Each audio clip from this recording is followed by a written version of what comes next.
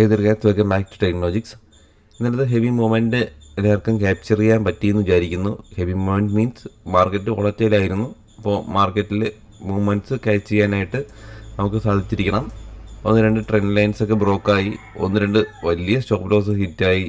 Anyway നമ്മൾ അതാണ് stop ലോസിൻ്റെ ഗുണം കേട്ടോ. സ്റ്റോപ്പ് ലോസ് പ്ലേസ് ചെയ്യുമ്പോൾ എക്സാക്ട്ലി നമ്മൾ പ്ലേസ് ചെയ്ത് കഴിഞ്ഞാൽ ഈ ക്യാനിലൊക്കെ നമ്മൾ സ്റ്റോപ്പ് ലോസ് എടുക്കുന്നത് കാര്യമില്ല.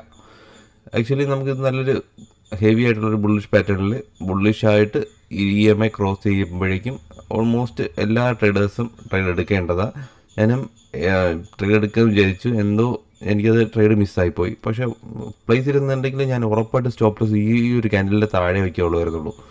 അത്രയും വലിയ പ്രോമിസിങ് ആയിട്ടുള്ള ക്യാൻഡലായിരുന്നു. പക്ഷേ അത് സ്റ്റോപ്പ് ലോസ് ഹെവി ആയിട്ട് ഹിറ്റായിട്ടുണ്ട് കണ്ടോ. ലിക്വിഡേഷൻ കറക്റ്റായിട്ട് അവിടെ നടന്നിട്ടുണ്ട്. ലിക്വിഡിറ്റി ലോട്ട് മാർക്കറ്റ് മൂവ് ചെയ്യുന്നതിൻ്റെ എക്സാമ്പിളാണ് അത് കണ്ടോ. എക്സാക്ട്ലി 1 2 3 ഭാഗത്ത് എത്ര പോസിറ്റീവായിട്ടാണ് ആ ഒരു ക്യാൻഡിൽ അവിടെ നിന്ന് മൂവ് ആയിരിക്കുന്നത് നോക്കിയേ.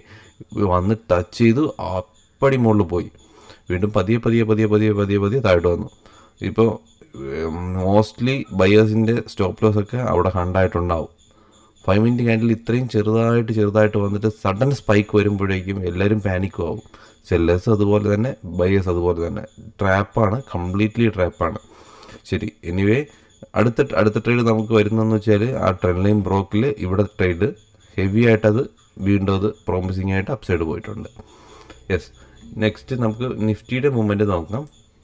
നിഫ്റ്റി ഡേ ക്യാൻഡിലിൽ ഒരു ഇൻഡിസിഷൻ പാറ്റേൺ ആണ് ഫോം ആയിരിക്കുന്നത്. ഔട്ട്സൈഡ് മുകളിലോട്ട് ബ്രോക്ക് ആയി കഴിഞ്ഞാൽ അടുത്ത ലെവലിലോട്ട് 24,700 പോകാനും, ഡൗൺ സൈഡ് ബ്രോക്ക് ആയി കഴിഞ്ഞാൽ 24,500 റേഞ്ചിൽ ഒരു സപ്പോർട്ട് എടുത്തിട്ട് ആ സപ്പോർട്ട് ബ്രോക്ക് ആയി കഴിഞ്ഞാൽ 24,400 ലെവലിലോട്ട് അത് ബ്രോക്ക് വീഴാനായിട്ട് ചാൻസ് ഉണ്ട്. അടുത്ത് ഗിഫ്റ്റ് നിഫ്റ്റി നോക്കാം.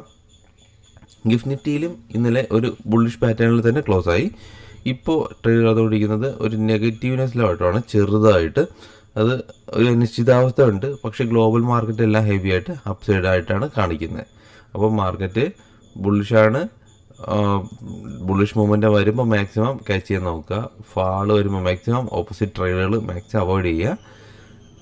ബുള്ളിഷ് ട്രേഡുകൾ മാക്സിമം ട്രേഡ് ചെയ്ത് നോക്കുക കേട്ടോ. അപ്പോൾ that's it guys. See you next video. By.